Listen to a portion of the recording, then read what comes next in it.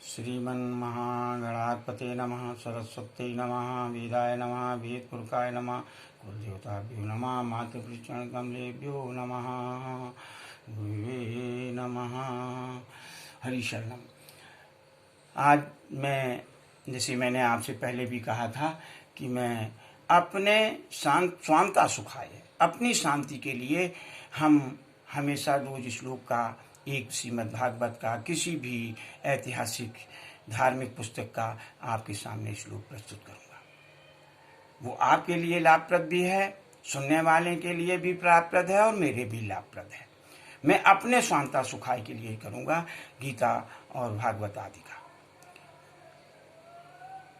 साथियों, सज्जनों, मुझे एक बड़ा खेद है कि जो है पढ़े लिखे बच्चे कुछ ऐसी बातें कहते हैं जो ऐसा प्रतीत होता है कि उन्होंने किसी तरह का अध्ययन नहीं किया। यदि अध्ययन करेंगे तो प्राप्त हो जाएगा। गीता में भी साधारण, गीता का श्लोक बहुत साधारण है और गीता में लिखा है, प्रश्न करने की जरूरत नहीं। उस एक बच्ची ने एक पंडित जी से भरी सभा में भागवत का पंडाल में पूछा, तो उसे यदि वो गीता का अध्ययन कर लेती तो निश्चित रूप से मालूम हो जाता। और पंडित जी ने भी जो उत्तर दिया, जिस तरीके से, मतलब कोई असभ्य भाषा में नहीं दिया, लेकिन फिर भी जिस तरीके से उन्होंने उत्तर दिया, उससे मैं भी संतुष्ट नहीं हुआ।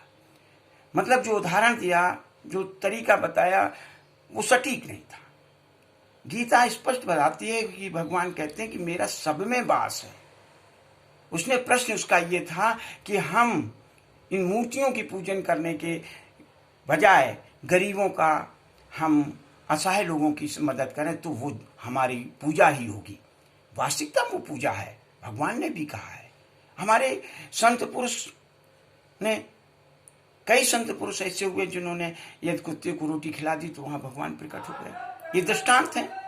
और यदि उन्होंने जो है किसी भी पशु को जो है पानी पिला दिया तो वहां शंकर जी प्रकट हो गए। चढ़ाने जा रहे थे शंकर, लेकिन वहां प्रकट शंकर जी हो गए। शंकर जी ने कहा कि सब जगह में व्याप्त हूं, कण कण में व्याप्त, हम आत्मा के स्वरूप में व्याप्त हैं।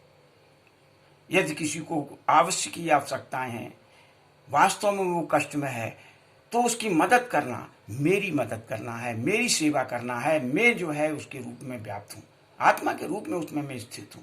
उन्होंने यहां तक कहा जल में, वायु में, अग्नि में, हर जगह में व्याप्त हूं, पूरे विश्व के कण कण में व्याप्त हूं। हाँ, मूर्ति पूजा एक ध्येय हमें बताती है कि जब पत्थर में भगवान हो सकते हैं तो मानव में क्यों नहीं। कहने का तात्पर्य यह है कि एक भावना प्रेरित करते हैं और उस हिसाब से मुझे हर व्यक्ति में, हर कण कण में भगवान को मानना चाहिए और इसी ध्येय, इसी लक्ष्य की जो है वो पूर्ति करता है।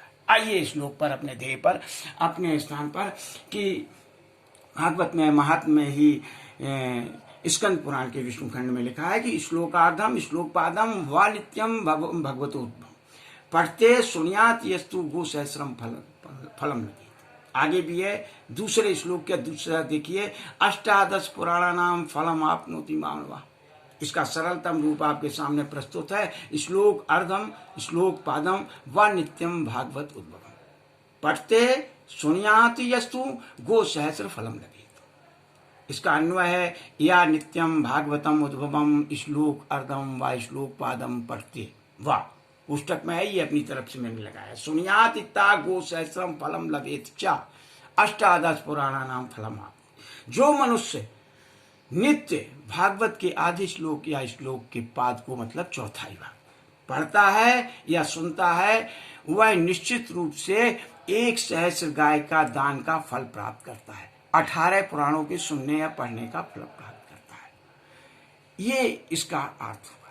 भावार्थ ये है सज्जनों कि भागवत एक ऐसा पुराण है, मुझे आगे आपके जब गीता पर चलूंगा या महात्म्य में चलूंगा तो आपको ज्ञात हो जाएगा कि वेद, शास्त्र, पुराण और यहां तक कि गीता के पाठ के सुनने से ज्यादा श्रीमद् भागवत को सुनने का लाभ बताया गया है, पुण्य की प्राप्ति बताई गई है। और आपको जब ये आगे हम बताएंगे तो आपको सुनने को मिल जाएगा।